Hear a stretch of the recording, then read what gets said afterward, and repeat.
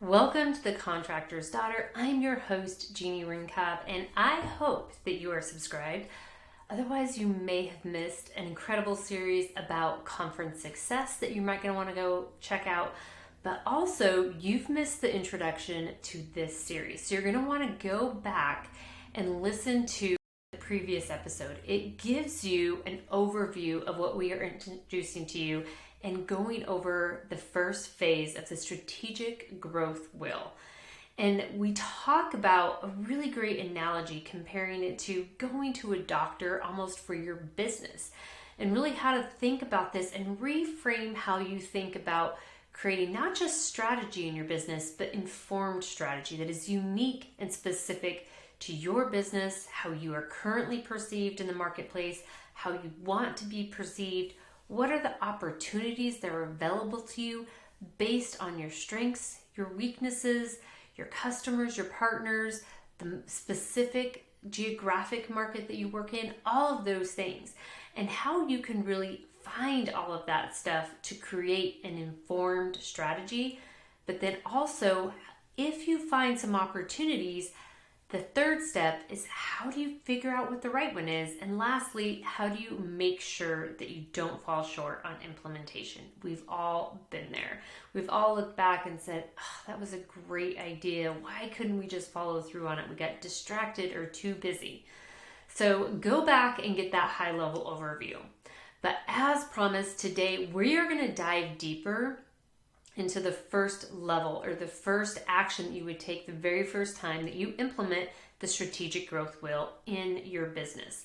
And as we mentioned in that, this could be to develop an overarching informed strategy that's going to help you coordinate and eliminate the boundaries between marketing and sales so you can really increase sales and revenue. Or it might be, what's our next opportunity? Do we want to go in this direction or that direction? Do we want to evolve into a certain type of company or an alternative type of company? What is next? What it might be, how do we position ourselves for successful succession planning? A lot of my clients they're dealing with the day-to-day operations, but they're also wondering about how am I going to make sure that this is positioned to be successful and still really flourishing for a next generation, or for companies or for employees to be able to maybe take over or buy into, or to be positioned for an external sale even. But we've got to be really, really intentional. Most businesses actually never make it into the succession that they want to. The majority of them don't, because they're not creating that value inside.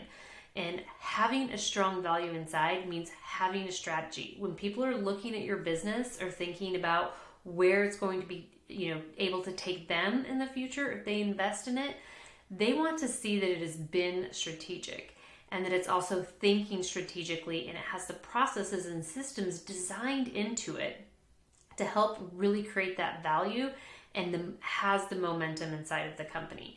This strategic growth wheel is exactly what will help you do that. And we're going to actually be diving into that first phase, right? So let's get right into it.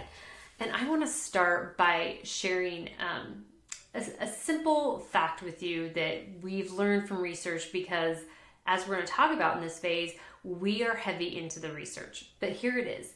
72% of CEOs think marketers are always asking them for money, but they rarely explain how much incremental business this money will generate. So this also, another one is that 8 criteria. So if you think about that, what we're saying is there's not a follow through. There's no metrics. And we just don't know what's going to happen. We don't understand the value. We don't trust the value of marketers. We're not sure what we're getting for what we're putting into it. So this is part of the reason why at Storybill, we find that it's incredibly valuable to start with investigation, because when we deliver our strategy packages to our clients, or we teach our clients how to do strategy inside of their own businesses, We want them to get the full value of anything that they invest in it up front. Just to have the data, the insights that are gleaned by somebody going out and investigating, conducting interviews and surveys of your customers, your partners, your competition, also looking at industry trends, looking at parallel industries, what's happening in them to be early indicators as to what is going to be affecting your industry. What are the unique opportunities to differentiate you in the marketplace, but also still holding you to staying relevant in your marketplace? All of that information can be worth 100 times its weight. So if you start there and we can give you and hand you that filtered out in a way that you could take action on it, that in and of itself pays for itself. So we want to have our business owners, we want to educate actually business owners in the industry to demand that we want this information up front. We want informed data to help us build a strategy, to help us select the right thing to identify.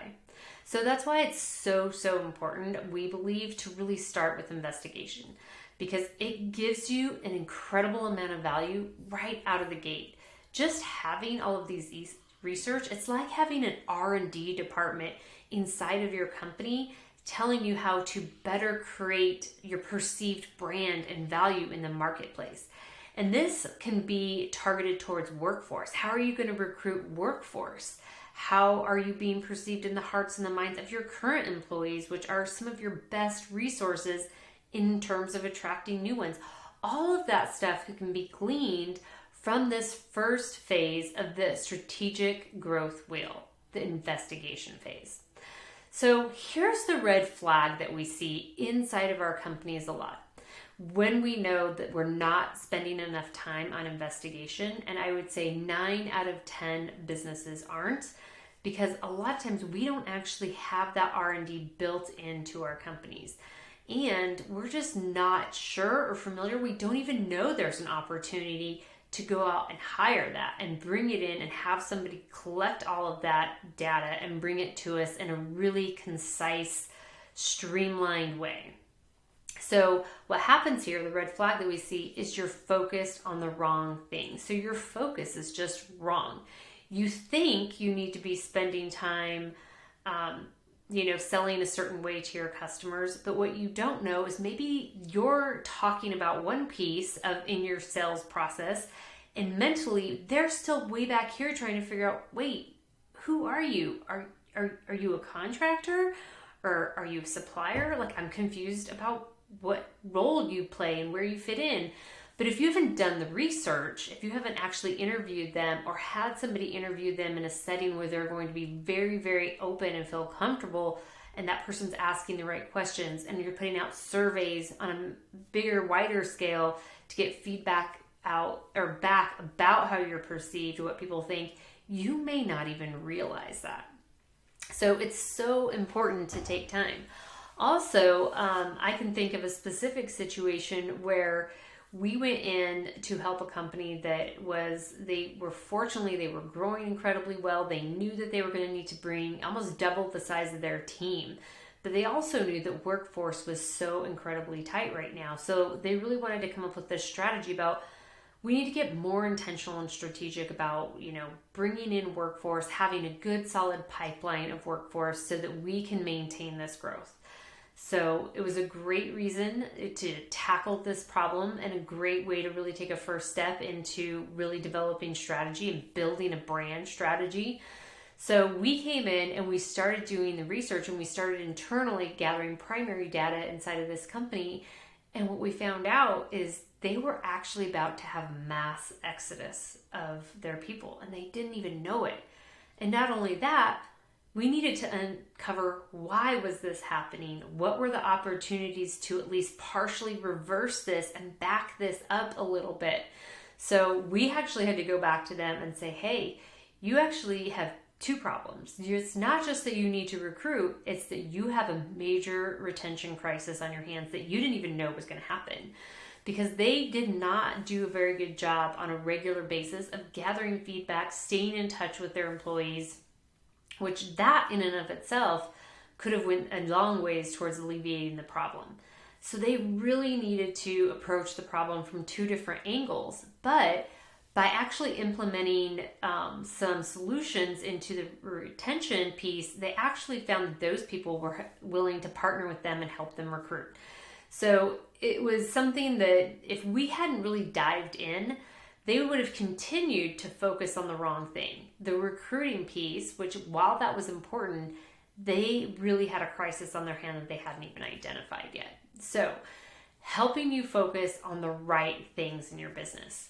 And what's key to help us focus on the right things is data and information. So we need that to really help us dictate. But how do we get that data?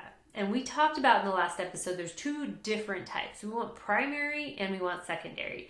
Primary really focuses on feedback and perceptions from the people you're directly dealing with or that you're directly paired against. So it can be competitors. How are you perceived by your competitors can actually be really incredibly valuable information. But more importantly, how are you perceived by your customers, by your team members, by the people that you partner with in the industry, leaders in the industry? All of that is incredibly important. And when you're doing that research, the great thing about it, it's like double the value. Like I said, doing the investigation can give you so much value in and of itself. You can actually get direct quotes and words from the people that you're interviewing that you turn directly into messaging that sells them on the backside or sells people just like them. They will actually give you the words for the marketing and the sales team to be able to leverage to really accelerate performance in both of those areas. Same is true when you're targeting workforce. They will give you the golden nuggets that you can actually implement on your social media to help build referral campaigns, all of those things right there. So there is just gold in this research, especially the interviews. So that's why we are huge fans of doing the work and doing the interviews. It can be hard when you're interviewing people directly yourself because sometimes it's a little harder for them to open up to you. But it's also a great strategy to build processes into your business where you are always trying to gather that information. You can also find incredible testimonials within that research phase that become assets on the backside for your sales, for your marketing, for recruiting, for all of those things, even for trying to develop partnerships. If you're trying to find new partners to diversify your business or better position your business, we can find testimonials that actually talk about what it's like to be a partner with you. So lots of gold nuggets in those interviews. And the surveys. Surveys help us throw out a wider net of data, but it helps us see trends, especially they're great for workforce research. So many great things that we can get from those two things. And then we get secondary data, and this is where we're out doing market research. And that's really digging in layer after layer after layer, having really great partnerships and relationships with associations because they can be a tremendous wealth. They're always doing their own research, and really being a part of associations like the National Asphalt Pavement Association, your local SAPA, or ASTA, so many of them, so many great associations out there. They're always conducting their own research too, and that can be incredibly valuable to you. But you also want to do research that's specific to you, your customers, your products and services, your competitors, trends you're seeing. How do you also look at other industries and know what you should be taking from them and what maybe isn't quite so relevant? So that's more of the secondary, and that's more of that R&D, right? That research where you're getting down nitty and gritty in the investigation phase. So this helps us go from uninformed strategy. That's what we're trying to overcome. We don't want to just say, oh, well, here's one strategy that we see being used. We want to come up with one that's actually relevant and gives us a unique, differentiated position because it's unique to us. So poor direction and poor performance of teams and execution of plans comes from being too generic with our strategy. Really investigating helps us get really unique and helps us differentiate, and it helps us uncover the opportunities. And like I said, sometimes what we uncover is what feels like major obstacles or bottlenecks. Think about the example in the workforce that I just shared with you, right? They were terrified. This felt awful to them. They didn't realize all of these things. But what we saw it as is an opportunity. Because when we engaged those people that were wanting to leave into actually creating the solution of the retention, they actually really transported themselves into an advocate for the company and a really intense loyalty much quicker. The folks that stayed with them and went through that process with them became incredibly loyal. And it was way more that if they would have ignored the problem, they would have had that mass exodus. They were able to retain over 50%, and those ones actually became incredibly loyal, advocated, and actually were a very, very significant influence on recruiting and filling that other gap that they needed. So the opportunities can actually be really, really incredible. So once again, don't forget to go back and check out the previous episode where we talk about the strategic growth wheel on a higher level. But also make sure you're subscribed, because we are going to talk about identification next. Because one thing that will happen when you investigate, when you're doing your R&D, right, you're going to collect a lot of information. So how do you filter through that and really prioritize and focus on what's going to get you the most results? And maybe we can even find things that are going to solve multiple problems with one really intentional focus and effort. So you're not going to want to miss the identify phase, which is the next one in this series. So make sure that you're subscribed. Also, we actually have a tool out there that can help you get a little bit closer. It's not a full investigation piece like we talked about here today, but what it is it's a quick assessment. It takes about 5 minutes, and it's some really strategic questions to help you identify what layer or part of your business might be the one where you're going to find your bottleneck or your opportunity. Is it sales and marketing? Is it operations? Is it legacy? Are you really the company that has got so much going for it, but you really need to focus on legacy and succession? So it's a really great thing to just help you take those first couple steps and really help you start getting clarity on, I need to start looking at this part of my business. So think of it like a little gift from us to help you shortcut some of this investigation. And even though it's a little bit more generic, it's much more than most of us have when we just start playing with trying to develop our first strategy. So take that tool, leverage that, and get an assessment and figure out where do you need to start really looking in on your business and probably get focused to get that next big boost in momentum and growth. That is going to be found at storybuilt.marketing/assessment. That's storybuilt.marketing/assessment. And that link is going to be in the show notes. So check it out and make sure you take your assessment. And then, of course, tag me on LinkedIn and tell me what you found out. Let's talk about it. I want to hear what you find out in your assessment. Make sure you're subscribed so that you are here for the identification and the implementation episodes that we're going to be doing really shortly. And also make sure that you check out all the great content coming out of the Blacktop Banner Network as well. Talk to you soon.